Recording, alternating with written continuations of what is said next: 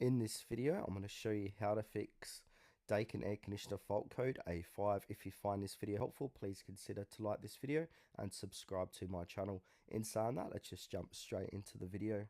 Alright, so the fault code A5 typically indicates a problem related to the indoor unit heat exchanger, often due to one of the following: clogged air filter or coil, faulty indoor heat exchanger sensor, fan motor issue, not running or stalled, or drain water related issues, especially in models with a drain sensor. Alright, so in order to fix this, we first need to power reset the unit. So turn off the air conditioner at the breaker, wait up to 5 minutes, then turn it back on to see if the air clears itself.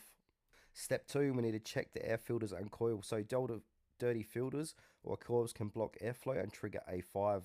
So open the front panel and remove and clear the air filters if possible. Visually inspect the coil behind the filter for dust buildup.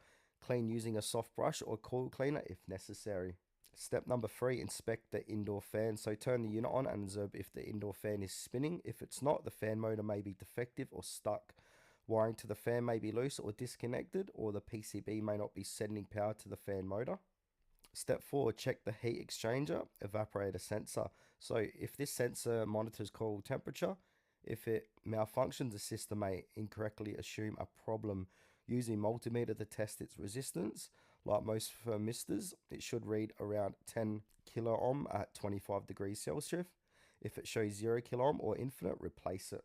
Step 5, drain sensor or water level sensor. This is if it's equipped. So some Daikin indoor units monitor drain pan for water buildup. A blocked drain or failed water sensor can trigger the A5 error code. So check the drain pan, the drip tray and pipe for clogs or standing water. If clogged, clean the pipe with a wet dry vacuum or flush it.